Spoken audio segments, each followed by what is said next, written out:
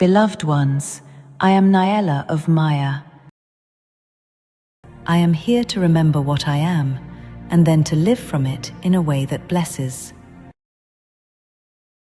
We speak to the part of you that remembers before you remember, the part that has carried a calm knowing underneath all the striving, the part that has watched the long play of humanity with tenderness and has often wondered why the world repeats its storms even as it reaches for progress, and why the same questions keep returning in new clothing, and why your heart has always wanted something more real than the argument of opposing forces. In the most intimate sense, your light work is not a job you do. It is the quality of coherence you carry. It is the steady warmth of your presence. It is the way your gaze can rest on another human being and quietly communicate, without effort, that love remains possible and that reality is kinder than fear suggests. Truth, beloved ones, is not a headline, and it is not a prediction, and it is not a theory meant to win a debate, and truth is a lived state, a frequency of being in which the mind relaxes its habit of splitting reality into competing powers, and the heart becomes brave enough to trust the simple fact of presence.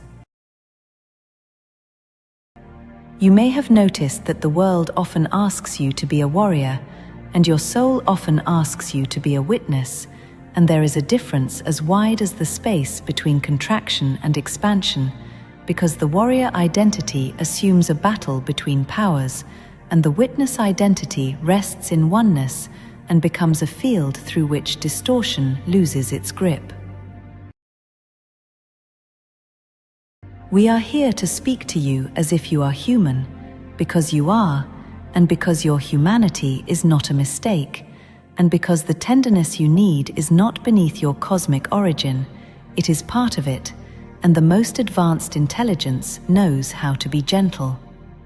We are also here to speak to you as if you are already wise, because you are, and because you have lived many chapters, and because every lifetime that brought you here was shaping a capacity, and the capacity that matters most now is your ability to stay present while the collective field rearranges itself, and to remain kind without becoming naive, and to remain discerning without becoming hard.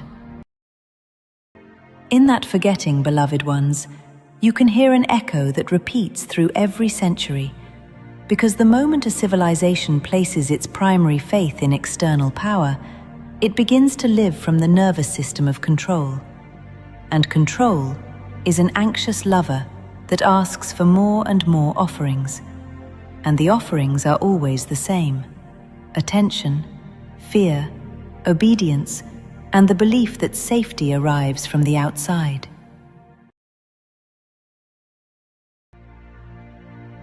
This is why the same themes show up again and again, because a consciousness that believes it is alone will behave as if it must win, and a consciousness that believes it must win will create systems that reward winning, and systems that reward winning will steadily train the population into vigilance, competition, and numbness. And then the society wonders why peace keeps slipping away like water through fingers. The lesson is not that humanity is doomed, and the lesson is not that humanity lacks intelligence, and the lesson is that intelligence without awakened consciousness becomes a brilliant servant to an unhealed fear, and fear always creates a world that looks like fear.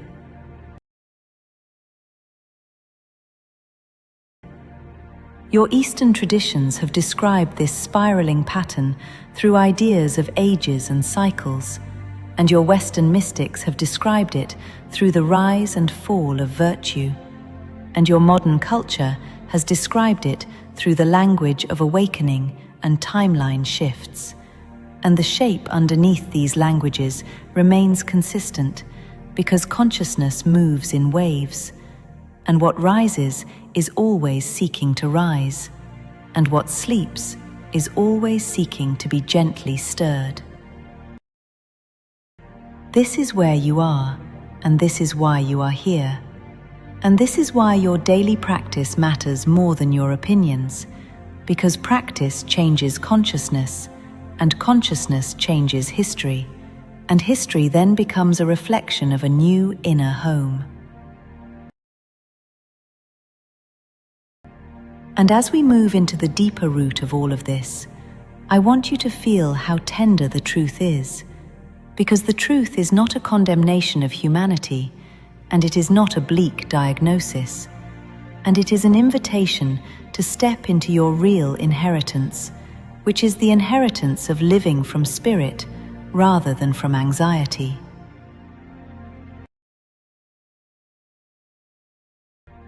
Practice 1. Sanctuary of stillness and the living habit of presence. Stillness is not absence, and stillness is not emptiness, and stillness is the most alive place you will ever meet.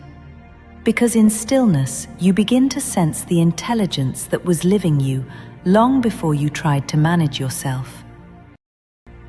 When you enter this sanctuary, you are not entering a space outside yourself, and you are entering the center of your being, the place where you can feel that you are supported, guided, and held. Practice 2. Consciousness alchemy and the gentle mastery of the ego drive.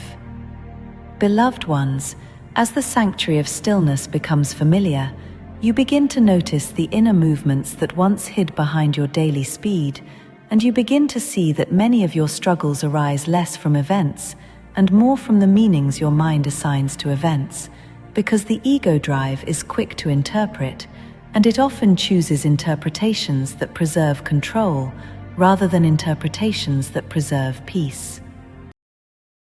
Naming a pattern is a form of light, and light gives you choice, and choice is the doorway through which consciousness evolves.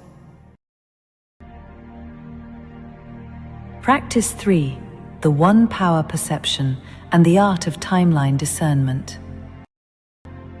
You already know that what you give your attention to grows larger inside you, and what grows larger inside you influences your choices, and your choices influence your timeline, and your timeline influences the field you offer to others.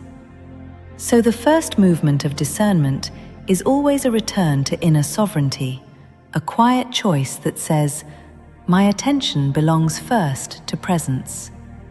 One power perception begins with an inner agreement that reality is not divided and that the source is not in competition.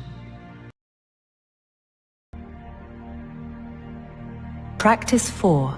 Heart coherence blessing and the quiet technology of love. Many of you have sensed that love is more than emotion, and you are correct, because love is a harmonizing principle that reveals what is already true, the way sunlight reveals the color of a room without needing to argue the room into existence.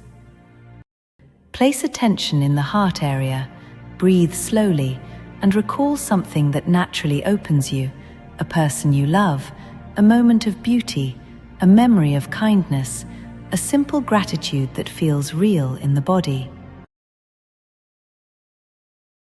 Practice 5. Embodied integration and aligned action in the human world. The body loves rhythm, and rhythm creates safety, and safety allows higher perception to remain stable. Choose your inputs the way you choose your food, with care and with awareness, because what enters you becomes part of your field. You can stay informed without being saturated, and you can engage reality without being hypnotized, and your daily attention fast becomes a physical kindness you offer your own brain and heart each day. So your attention remains free for what is true. Beloved ones, as you arrive at the end of this letter, I want you to feel the simple truth that has been carrying you through every paragraph, which is that the future is not an object you wait for, and it is a field you participate in. And the most influential participation is the state of consciousness you live from each day. Your world has been taught to place power in events, in leaders, in markets, in technologies, in revelations, in crises, in dramatic turns. And yet, the mystic heart has always known that consciousness is cause and experience is effect.